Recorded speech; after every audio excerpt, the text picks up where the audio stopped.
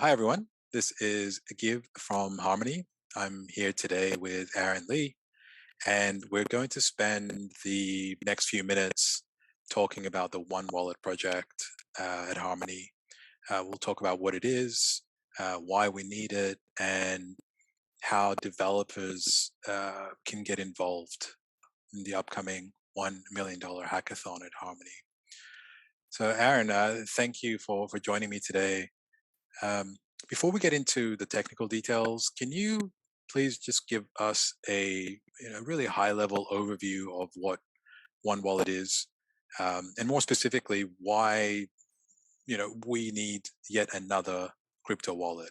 What's wrong with MetaMask and all the other wallets out there today? Thanks for having me here, Gabe. Really glad to be here and have this opportunity to talk to all the developer and people in the Harmony community. So I'm Aaron Lee. I'm the creator behind 1Wallet.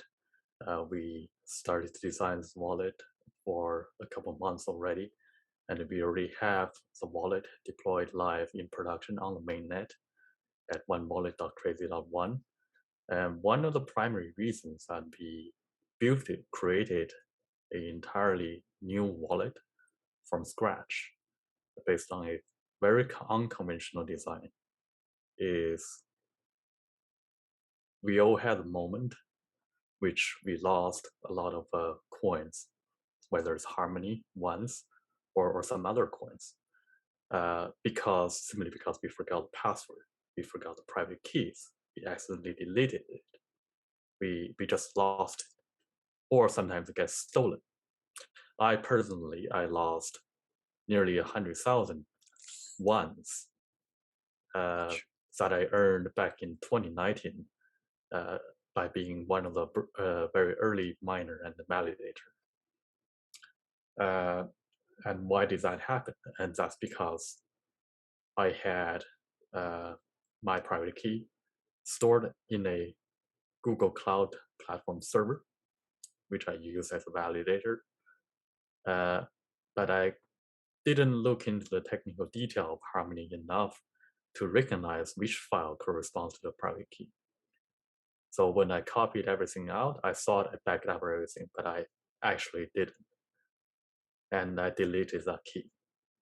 And that 100,000 once is lost forever. That's a lot of money. And I'm not the only person which this has happened to. And this is one of the primary reasons we decided to design a wallet, unconventional wallet, probably the first wallet, that doesn't rely on private key. So with 1Wallet, you don't need to remember the pneumatic word, the recovery phrases. You don't need to write down your private key or store it somewhere. You don't need to keep a backup of it, because the security of the wallet is not going to be depending on your private key. The security of the wallet is entirely controlled by an offline device that everybody already has, their mobile phone. You just need to install a Google Authenticator and scan a QR code, and that will become an entry in your Google Authenticator. And that entry can be exported, which turn into a QR code to restore your wallet on any device. And when you need to transfer your money in your wallet or do anything with your wallet that requires your consent, you simply type in the 6-digit code displayed by this Google Authenticator. Again, I want to stress that the Google Authenticator is an offline app. You can operate entirely offline. It doesn't need to be connected to anything. And that's why it is secure and durable. And with this whole new paradigm, there's a lot of new considerations that we have to make, new encryption method, new security considerations that we have to work on entirely from scratch. And that's what we are going to talk about on a high level today. Sure. Yeah, that's fantastic. And the idea is that there is no single point of failure, right? So even if you were to lose your Google Authenticator app or even your entire phone, can you explain how that's handled? Of course. Uh, One of the questions you ask is why we want to build a wallet on smart contract instead of a conventional wallet that which people sometimes call externally owned account. As a smart contract wallet, is programmable. So think of your wallet uh, that that can execute code that can act intelligently on itself. For example, um, you can set up certain recovery mechanism on the wallet such that when you lose your Google Authenticator entry or lose your phone, you can still direct the wallet to send the remaining money to another account that you set up before. Or after a certain period of time elapsed, all the money can go to that account. Or you can use an external account to send, say, 1.01 and trigger the recovery process. So it's like having a thing. An analogy would be, imagine if you have a physical wallet, um, but it has a computer embedded inside, so it knows how to control your spending. Like, for example, you might say, I just only want to spend $1,000, less than $100 per day.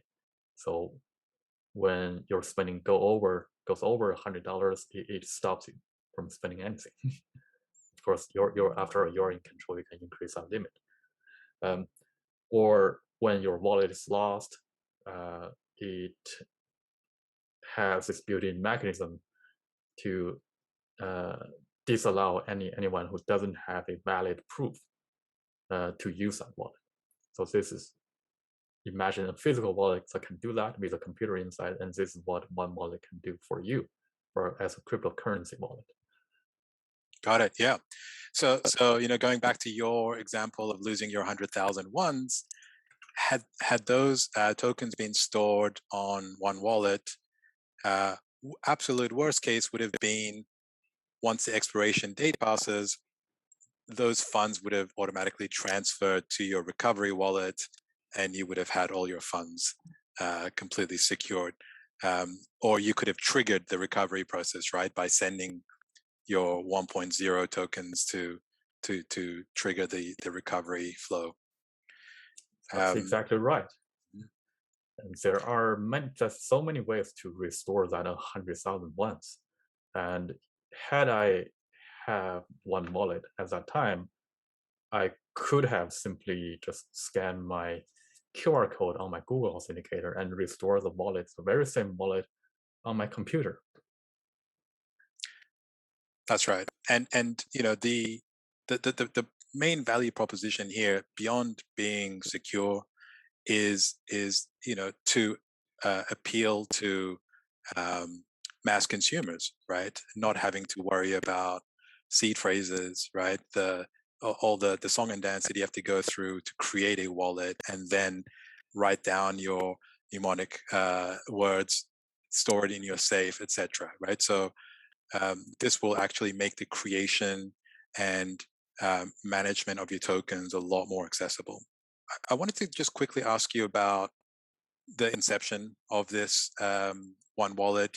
This wasn't obviously created, as a weekend project. A lot of thinking and research has gone into this. Can you talk to us quickly about some of the academics and researchers in this area that you've been working with? Yeah, of course. Um, the the very first person I want to mention is Ivan Homoliak. So he was an author of perhaps arguably the first paper that designed the use of one-time password in the context of blockchain. and that was published back in 2017 and 18. But because of the complexity involved in using that is still a design that relies on private key. And also the cost of doing a smart contract wallet with that complex mechanism. So that didn't become how popular or didn't become practical. But things change when it comes to Harmony network, which is a lot more efficient, a lot more high performance. And we made a bunch of new designs such that we no longer need a private key as a primary authenticator method. It's the user can solely rely on the Google Authenticator 6-digit code as a primary control of their security instead of using it as a secondary factor.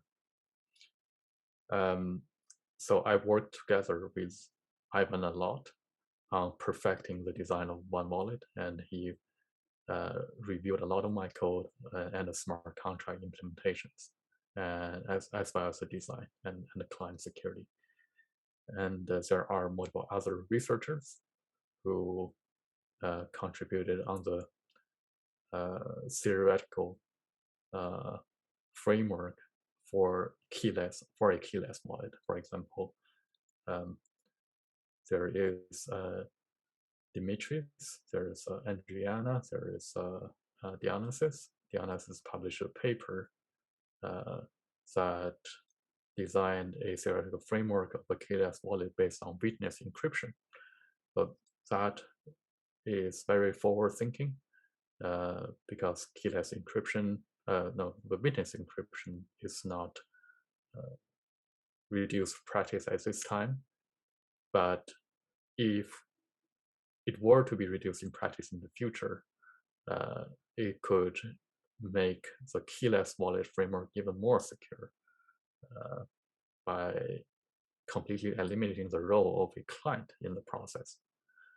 There's also Shashank Arbol, who reviewed the design of 1Wallet and has been challenging me on some of the security issues, and some of the points he brought up really helped improving the security of the wallet.